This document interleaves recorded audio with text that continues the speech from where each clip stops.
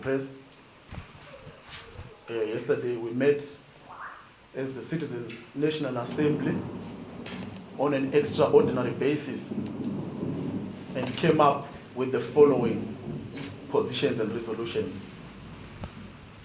The CNA met to deliberate on the political and economic developments in the country and noted the deepening political crisis that threatens the very fabric of our country. The Assembly noted the spiraling economic decay in the country. The cost of living continues to increase beyond the reach of the majority. The value of the currency continues to deteriorate against the US dollar and other currencies within the multi-currency basket to the detriment of the people's buying power. The cholera outbreak remains the biggest health scare with no tangible solutions from the illegitimate government of the day.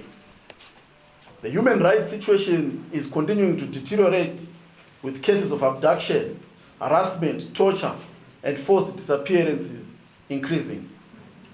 A case in point is the reported case of the abduction and torture of student representatives at Chinhoyi University, Valentine Zico, during their campaigns. The persecution by prosecution of our MP for Mavuku, Honorable Kumfa Akuzivi, abuse of state institutions. The Assembly further noted the unrelenting onslaught on the will of the people of Zimbabwe by the ZANU-PF regime and the continued abuse of state institutions such as Parliament, Zimbabwe Election Commission, in subverting the electoral processes. The Assembly resolved to demand that government must stop wasteful expenditure, including unlawful by-elections, and redirect resources to the pressing needs of the citizens, in particular the dilapidated healthcare system. The Assembly resolved not to recognize the unlawful conduct and outcome of the December 9 by-elections and directed the appropriate bureaus to seek the setting aside of the charade.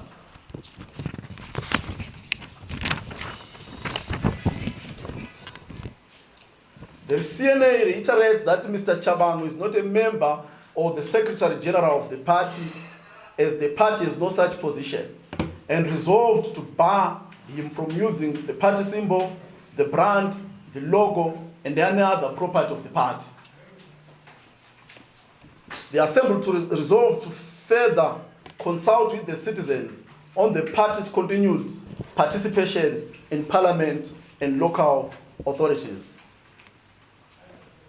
The Assembly adopted a political program and a roadmap to legitimacy. The statement has come to the end. I will ask Honorable Agent Gumbo here to come in and give us an explanation on the state of our legal cases and what has transpired in the courts before we open for question and answer session. Honorable. Thank you very much, Champion Mkwananzi. I must first start by reiterating that the position that we have taken as a party is that we shall not abandon our legal processes or our legal actions in a quest to resolve the ongoing issues around capture of the people's will, around restoring democratic tenets in this country. We believe in the courts as institutions of the Constitution. Many may ask, why do you continue to go to courts when you get, or you continue to get adverse rulings and adverse findings against the party? Courts are creatures of the Constitution. And as a party, we believe in constitutionalism. We do reserve our right, however, to disagree with some of the findings that the courts may arrive at. We do reserve our rights to make comments where we believe and where we think that there is an overarching effect of the executive in the judiciary. We do reserve our rights to continuously state our position in regards to the findings that the courts continue to make. Just as a quick update on the court matters that we have had, you would know Firstly, that there is a judgment which was granted on an interim basis by Justice Chitapi, which judgment has the effect of stopping Mr. Sengezo Chavangu from writing to the Speaker of Parliament, writing to the Minister of Local Government, or effecting any recourse against members of the Citizens Coalition for Change. And this relief is on an interim basis pending the determination of a case which seeks to deal with the question of his legitimacy, the question of his authority to represent the CCC. So that judgment is extant, and that judgment, we believe, will be upheld by whosoever is affected by it. We have, as a party, taken issue with certain decisions that have been made by our High Court, particularly a judgment which was handed down by Justice Mutevezi, which judgment focused on the initial recalls, the challenged by our honorable members who were illegally and fraudulently recalled, which judgment essentially sought to say that Mr. Sengezo Chavangu can act on behalf of the party, or sought to say that the actions by Mr. Chavangu were above board. But again, what we have said is that is a judgment that was made in error, and we have taken that matter up on appeal, and that appeal is pending before the Supreme Court. And until the determination of that appeal, I must end the debate. The noting of the appeal suspends the operation of any finding and any ruling and any judgment which would have been made by the lower court. You would also note that there is a recent court judgment which was made and delivered by Justice Katillo. That particular judgment had the effect of removing our candidates from the 9 December by-election. Sengezo Chavangu and company approached the courts, claiming that the candidates who had been duly nominated by the nomination court had been so nominated irregularly. We opposed that application, and unfortunately, it was granted by Justice Katillo. We have since again appealed against that judgment. But here is the most interesting thing about that particular judgment by Justice Katillo. The appeal against the said judgment was done immediately after the order was made available to us as a party and to the litigants. And the effect of the appeal, if the Musa Kika versus Luke Malawa case is anything to go by, the appeal suspended Justice Katillo's judgment. And we were shocked to then receive news that there was an urgent chamber application which had been filed by Mr. Sengezo Chavangu et al., seeking to execute the judgment by Katillo pending our appeal. And this comes at the backdrop of a narrative that had been pushed by Chavangu and et al., that the appeal did not suspend the operation of the Katillo judgment. We engaged the Zimbabwe Electoral Commission, letters were written to the Zimbabwe Electoral Commission, advising them of the said appeal, advising them that they must not remove our candidates from the ballot paper. And Nicodemously, and I say Nicodemously because it was done in the dead of the night, we hear that a matter had been set down in which an urgent chamber application for execution pending appeal was to be heard. We take issue with the processes, and we take issue with how that happened. Why? Because number one, the interested parties in that particular application were not a party to the hearing. And I say not a party to the hearing because here I stand, I was representing the Citizens Coalition for Change. The application was filed Sunday night at my office. The other litigants were represented by Mbizo, Muchada Hama and Makoni, legal practitioners, who also received an application in the dead of the night. And were only advised through the registrar of the High Court that there was a case management meeting before Justice Muzenda Friday night. Only one of our lawyers were advised, and only one of our lawyers appeared in a virtual court hearing. They thought it was a case management. Turns out it was not case management, it was an actual hearing. But the thing is, the lawyer, Mr. Jeremiah Bamu, who was appearing in that matter, was not the man reposed with instructions to represent the litigants. And this fact was made known to the court, but nonetheless, the court decided to proceed and determine the application for execution pending appeal. Hence, the granting of that order somewhere towards midnight. And shockingly, the very morning, the Zimbabwe Electoral Commission was ready with ballot papers which had our candidates removed on it for the 9 December by-election. So we take issue with how these processes were conducted, and we have taken the necessary legal steps to address our discontent, to address our objections to this judgment. It has now been taken also under appeal. We've appealed against the judgment, we've appealed against the Castillo judgment, and we have also taken necessary steps through the Judicial Service Commission. We are taking necessary steps in the Registrar's Office. We are taking necessary steps within the confines of the rules of the court to challenge the decision to execute the judgment pending our appeal. That is the status of our case. This Friday, there is a matter that is appearing before Justice Kwenda, and I will not delve much into that matter because it is a matter that is pending, and it's pending argument. I will not risk arguing the case on this podium. But that is a matter, between the Citizens Coalition for Change and our 22 recalled candidates against the Speaker of Parliament, the President of the Senate, and now, we were surprised to hear of the joining of Mr. Senyazo Chavangu and what he is terming the Citizens Coalition for Change. That matter is pending determination and shall be decided after the Friday's hearing. Thank you very much. Thank you very much, Advocate, for that eloquent explanation. I think it's imperative for the nation to understand the legal battles that we are fighting. I now invite members of the press for question and answer session.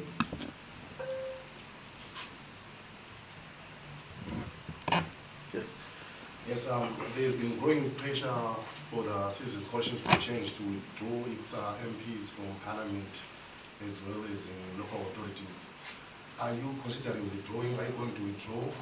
And if you are withdrawing, what is your strategy after you withdraw? And if not withdrawing, what is the strategy of not withdrawing? Okay. So another question?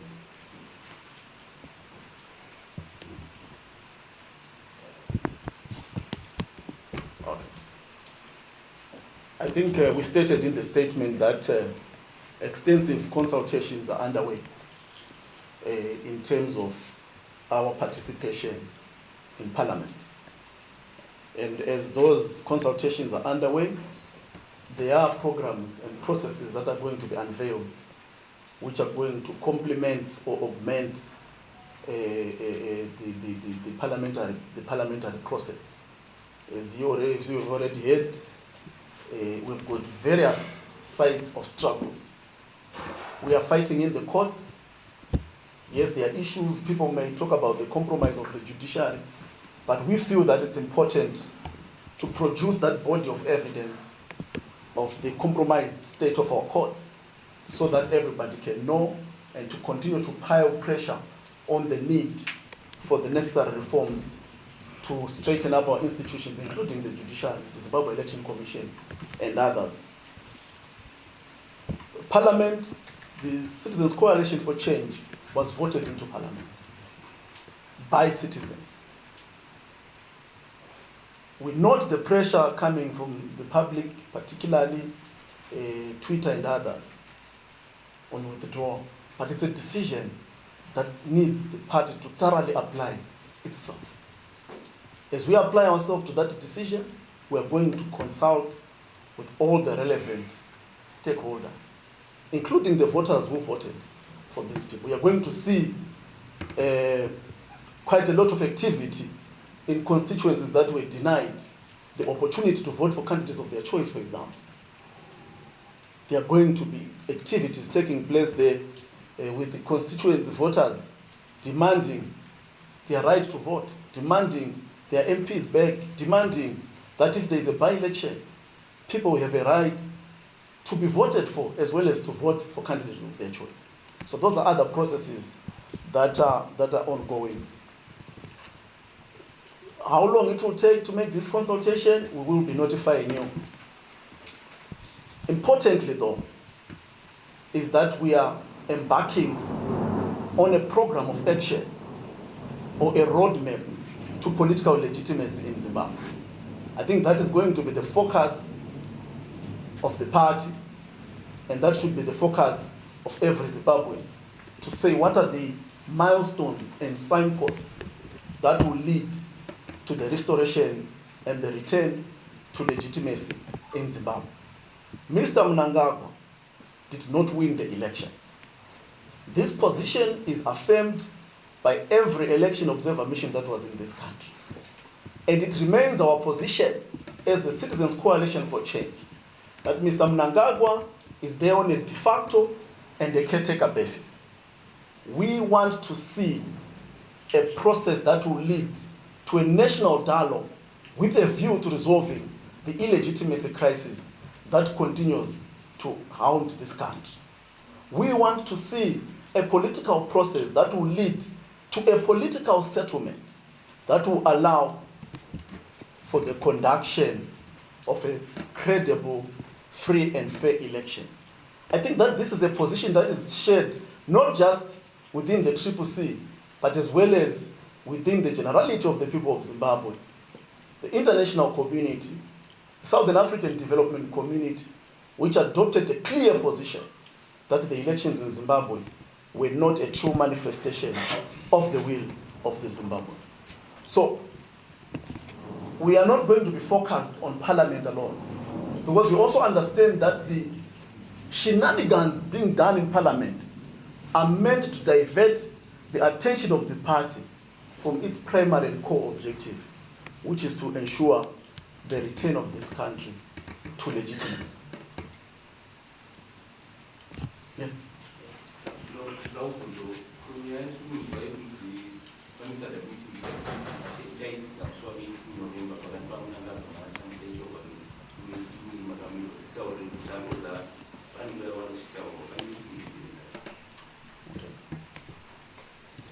Okay, mine is probably to the lawyer. You spoke about petitioning the Speaker of Parliament and the President of the Senate regarding reversals of some of the decisions that were taken in recalling some of your CCC members.